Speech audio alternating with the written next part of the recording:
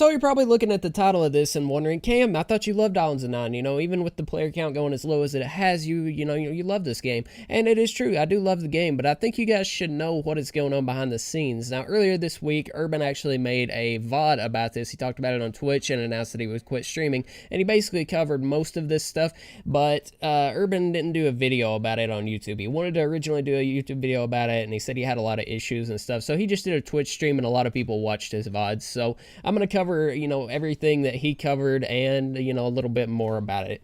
Now, first off, we got Inhuman. Now, Inhuman was a professional PUBG player, still is a professional PUBG player, I'm pretty sure, and he decided to go get into Islands of Nine. Now, he goes into Urban's Discord, a non-public Islands of Nine Discord. This is just a Discord that Urban created for competitive people, people signed to orgs to go into for when we would eventually have scrims that we were promised, which we also never got, and Inhuman said that the game was, dying or dead or something to that tone, nothing that's not already been said, and he gets his skins revoked. Now, if you guys didn't know, before the game came out in alpha, we had tests each week. You guys got to play on the weekends, the public people did, but they put people into a test Discord, and we got to test the game each week, multiple times a week, and if you made all of these tests with perfect attendance, you got a MK skin that we each got for being in perfect attendance, and if you made closed playtester by the time the game released, which was a higher rank, you also got the helmet that we have, which looks like a construction hat,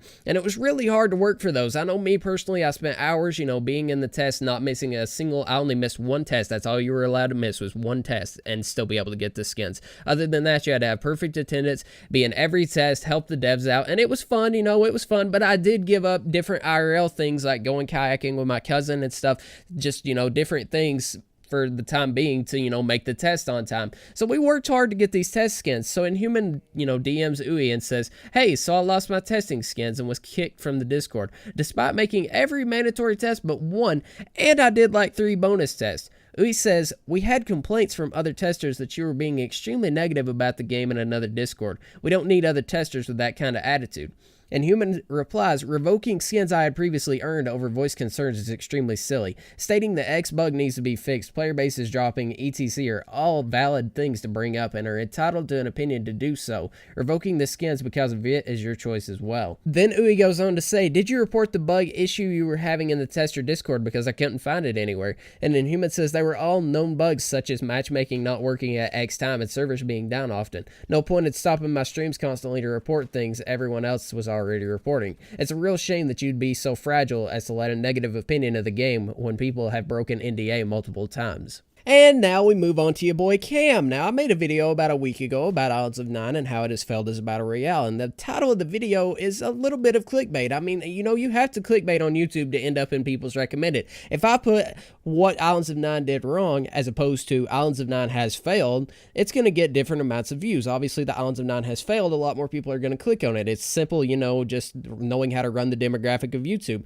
I was very professional in the video. I don't think that I said anything out of my way whatsoever. But Uwe did DM me, and he basically said that I was being removed from the test for being negative about the game. You can see the DMs right here. And I still kept it professional, and I understand to an extent. But they really take the things way too, you have to learn how to take criticism. The H1Z1 devs, I have seen them take millions and millions and millions of negative comments, way worse than what any of these devs have ever had to take. And, you just have to take that. You can't just, be all flowers and happy times. You also got to take the negative when it comes to making a game, and it seems like every time they get a negative, they get butthurt. Now on to the partner program. Now, in my last video, I mentioned this a little bit about how they brought in people who did not meet the supposed 100 viewer count that they were supposed to have, and they brought in Payne. Now, Payne is a professional Fortnite player, and this is actually a public Twitch chat with one of the devs, or one of the workers at Define Human Studios who runs Islands of Nine. Callie says, man, I don't care, no reason to cry about partnerships, to be honest. If people cared about the game, they would welcome and praise all the people coming in as partners. Now, Callie, he is not, he doesn't work for Define Human, but Khaleesi does. Now, he says, new faces, new eyes on the game. And this dude says, I don't want to say names, but if he is one of the faces of Ion talking about Payne, that's going to be a yikes from me, dog. And this dude says, Payne is a pro player at Fortnite, but he only gets like 10 to 20 viewers, and the minimum is roughly 100 that you need, according to them.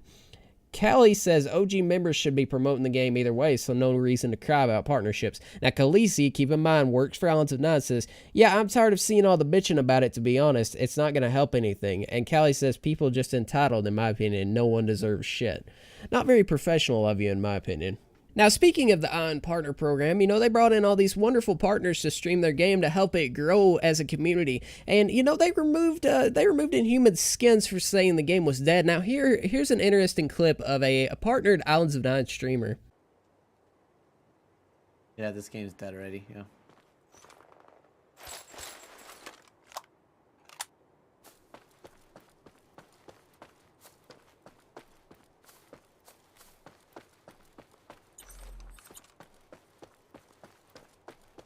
It's pretty dead. And now we jump back to E3. Now, Logan, the owner of Define Human Studios, said back before E3, I don't think that we'll have anything shown at the PC gaming show. We don't have a big presence here, just a couple of dev interviews. Big things will happen more so after E3 so we don't get drowned out in the AAA hype.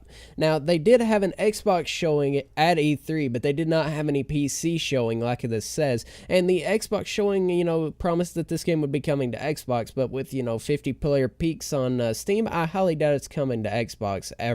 And it said that they, would have big things coming after E3, but the only thing that they have done ever since then is add an exclamation mark Shroud command to the Islands of Nine public Discord that says, don't worry about Shroud, that is our job.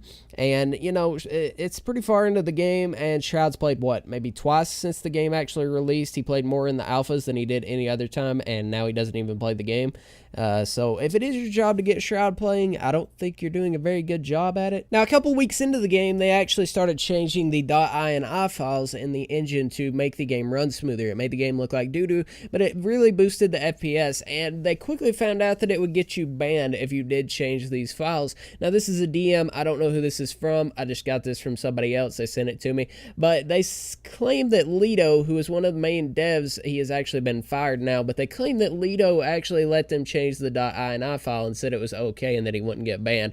Followed this guy to change the engine or something, was the dude's preset settings. Didn't really change the ini and text stuff, but the dev I asked was something, he's talking about Lido, and he basically says that Lido told him it was okay to change this, and he quickly found out it was not right to change this file. Now, here's a screenshot of Lido saying we're working on the next events for the end of July.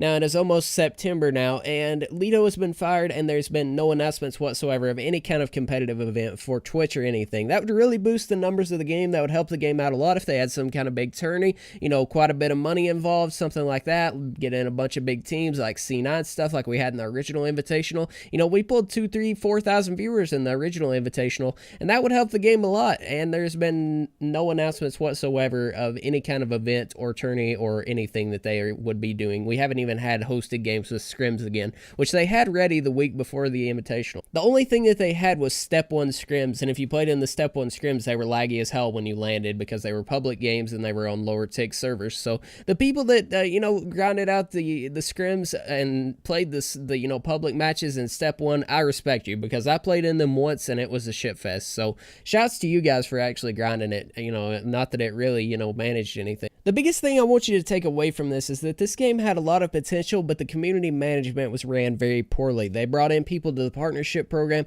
who had never played the game, or they had played the game very little. They did not care about the game at all. It was people like H1 players, Fortnite players, things like that, who had barely ever played the game, but they had numbers. Now, the thing that they did not have was the numbers that they claimed that they should have. Most of them did not have 100 concurrent viewers, and they brought in people who had 20 to 30 viewers because they used a faulty website which showed that they had more viewers than they had. Community management used a site called Twinge, which shows that, Pain has about a 51 viewer average, which was a respectable amount. That's half of the 100 that they said, and that's pretty good, But if you go on a more accurate website like sullygnome.com, it will show that he only averages about 17 viewers. So, that's not very close to 51, and it's definitely not close to the 100 that they claim that you should have. Urban, Gameface, and Iridium have arguably been the three biggest faces of Islands of Nine throughout the alpha and most of the early access of the game, pull in more viewers than 98% of the community, and they have been ignored countlessly up until this point. And finally, GameFace got put into the partner program in this last wave, but still, Iridium pulls almost the same viewers as GameFace in most scenarios, and Urban pulled more than him for a long time up until the game's viewers started dying out, and they constantly ignored them and did not partner them. And they partnered people who had never even played the game and probably barely played it after they made the partner program. Like I said, if you've seen Urban's rant, this isn't that much different from his. I just have a few more things than he used. He did a whole entire Twitch VOD about it, but if you guys did not know any of this, this is just something that I wanted to kind of talk about. You know, I don't really have beef with the Islands of Nine devs. I just think that they ran their game, the community-wise, into the ground, and that they did not market the game at all very well. So hope you guys did enjoy this. If you did, make sure to leave a like, go comment, subscribe if you're new. I'd really appreciate it, and I'll talk to you guys in the next one.